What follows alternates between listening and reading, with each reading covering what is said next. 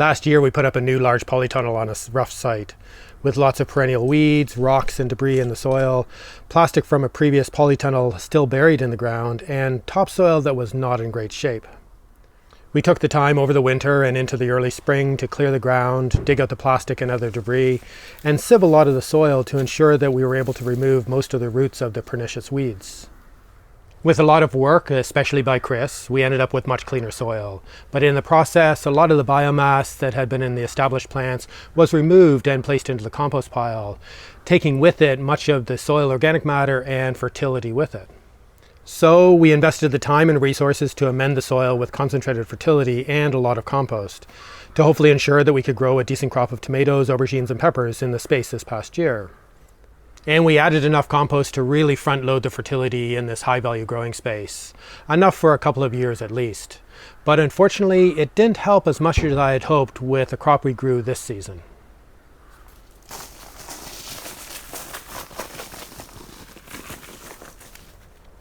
Having thoroughly dug over the soil and cleaned it up as much as we could, and removed most of the weed roots, I wanted to transition to a no-dig or minimum till method for managing the soil in this polytunnel into the future. I wanted to use a method of adding a thick layer of compost covering all the beds, and to add additional layers of compost on top of this each season, starting with a really deep layer. But I also wanted to add some concentrated amendments to start to boost the fertility of the soil underneath, and to add some nutrients that I figured were in short supply. I had not done a soil test on this part of the site, but a few years ago I'd got a detailed profile of the availability of the major and minor nutrients in another location close by, and figured it would be close enough. This test indicated that this high pH calcareous soil would benefit from more phosphorus, potassium and sulfur, as well as a bit more sodium and a range of trace elements, and of course more nitrogen. I decided to spread about 20 kilograms of chicken manure pellets, which has been my main source of concentrated fertility over the last few years, to boost the levels of the main nutrients of nitrogen, phosphorus and potassium. I added a fair amount of seaweed to help provide a wide range of trace elements. I used a pelleted soft rock phosphate to help further increase the levels of phosphorus. And I used a concentrated form of sulfur to add a fair amount of this element, which is typically quite low in the soil. These amendments would have provided a fair amount of nitrogen and phosphorus, a moderate amount of potassium, as well as sulfur and sodium, which I thought would help to shift the nutrient balance in the soil, in addition to the compost. I decided to add half of these amendments to the surface of the soil, and to spread the other half over the surface of a thick layer of municipal compost that I was planning to cover all of the beds with. I was thinking that dividing the concentrated fertility like this would help improve the nutritional quality of this compost, which I have found to be not very rich, but this ended up being a mistake, at least for the first season. I spread half of the concentrated amendments on the surface of the soil, and then covered the entire 110 square meter space of the polytunnel with a layer of cardboard to suppress the regrowth of any weed roots that were left in the soil. I set up lines of twine to mark the edges of the beds, and covered the beds with a lot of municipal compost that we had bought in, which is quite clean and easy to work with, without any weed seeds or disease organisms, or any plastic or other unwanted material. And we ended up using almost 7 cubic meters of this compost to cover the 5 beds, enough to provide an 80 to 90 millimeter thick layer on the growing beds, which brought in a lot of carbon, organic matter, and potential fertility for this growing space. Looking at the typical analysis from the compost supplier, this amount of compost would have brought in almost 25 times the amount of nitrogen, 3 times the phosphorus, and almost 20 times the potassium that we had already added in the concentrated amendments, plus a lot of organic matter. And this was calculated using the lowest range indicated for all of these nutrients, so there could be a lot more held in that abundant amount of compost. But the vast majority of it will be locked up in the complex organic matter of the compost itself, tied up in the continuing process of decomposition. This compost was likely made with a lot of woody material, with a lot of small pieces still identifiable in the compost, and this will take some more time to fully break down. But I figured that leaving it on the surface of the soil, this decomposition would continue without locking up more of the nitrogen from within the soil itself, and gradually release fertility for the plants. But this gradual release of fertility didn't happen as much as I had hoped, at least for the first season. The growth in this polytunnel was really good at first, with the tomatoes, aubergine or eggplants, and pepper plants growing really strongly, at least for the first half of the season. There was obviously fertility available in the soil itself, and with the amendments that were added to the surface of the soil, and some of the plant roots were colonizing the thick layer of compost. But later in the summer, the plants started to look like they were running out of fertility, with the leaves becoming pale, and over time, the deficiencies in the leaves became even more pronounced. I decided to let this run without adding any additional fertility, mainly because I was distracted by other things at a busy time of the year, and I also wanted to see what would happen. These plants ended up slowing down growth significantly earlier in the autumn than the tomato plants we were growing in the other polytunnel, and although they produced a lot over the season, they definitely looked like they had just run out of food. And I think there is a bunch of reasons for all of this, starting with the original soil not being very fertile. The amount of concentrated fertility that we had added might have been enough if we had spread it all over the surface of the soil, but I now realize that the half of it that we spread over the surface of the compost was mostly unavailable to the plants. And the compost didn't seem to release much additional nitrogen to supplement the supplies, which I had expected to happen later in the season. The layer of cardboard probably created a barrier for part of the season, at least until it decomposed, and the watering system I used probably exacerbated these issues. This past year, we also did a big trial of growing potato plants in grow bags of this same compost supply to explore the possible benefits of amending this lower quality compost in different ways.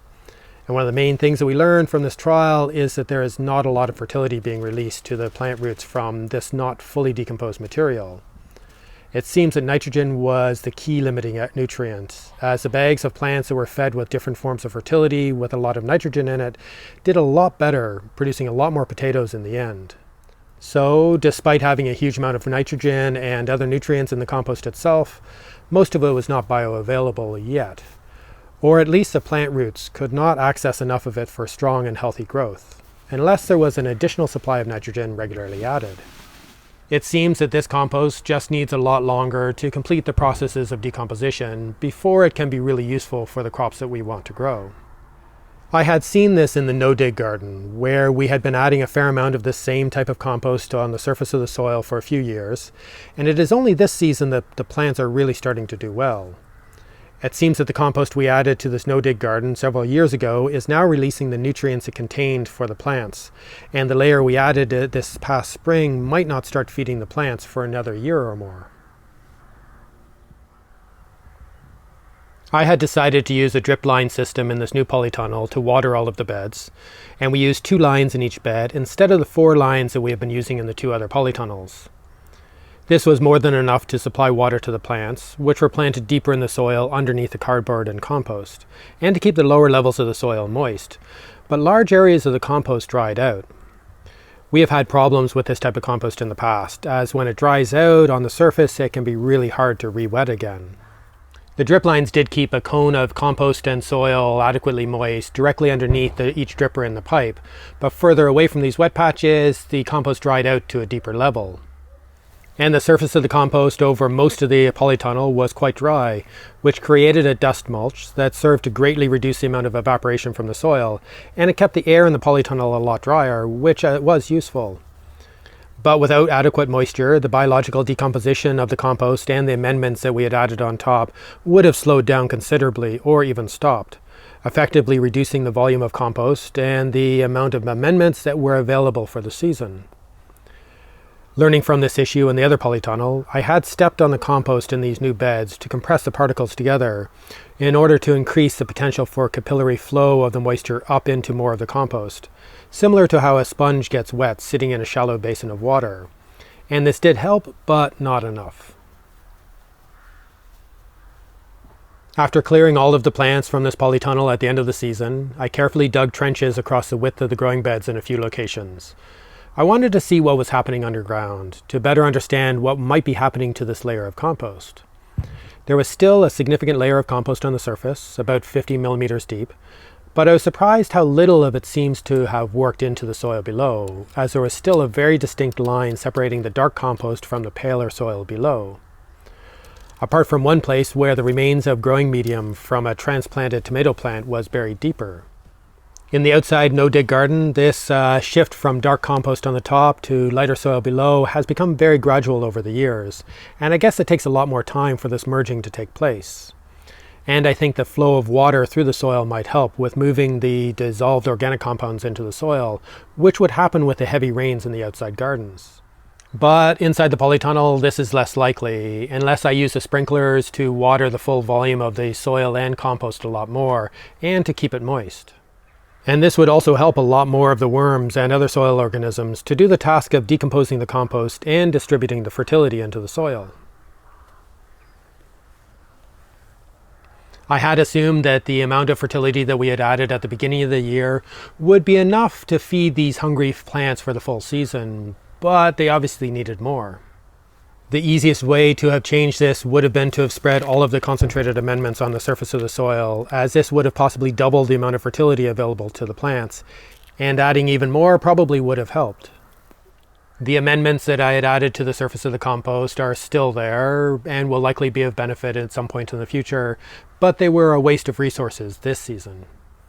The easiest way I could have corrected this mistake midway through the season would have been to add a liquid feed in with the water in the drip lines, as this would have brought the fertility directly to where the plant roots were. And I recently bought a Venturi siphon adapter that would have made this a lot easier, but regular hand watering with liquid feed would have also helped, though this would have taken much more time and effort. There is still a huge amount of fertility left in this compost, and I suspect more of it will be released in the next few seasons. But regular watering will definitely help, and I suspect that a biologically active compost tea will help to bring in more of the biology to help speed up this process. I'm not sure that making the effort to keep the full volume of the compost moist for the full growing season next year is achievable with the taller plants getting in the way of the sprinkler systems. And I'm not sure that this would be overly desirable, as a dry layer on the surface of the compost really helps to reduce the evaporation and to keep the humidity levels down in the polytunnel. So I think I will rely on liquid feeding through the drip line system to supplement the feeding for the plants when I think they need it, using bought-in fertility, urine, compost teas, or even nettle and comfrey teas. And I plan to add another layer of this municipal compost over the winter or in the spring, though probably less than what I added the first time, continuing the process of front-loading the fertility in this valuable growing space, even though the benefits might not be realized for quite a few seasons.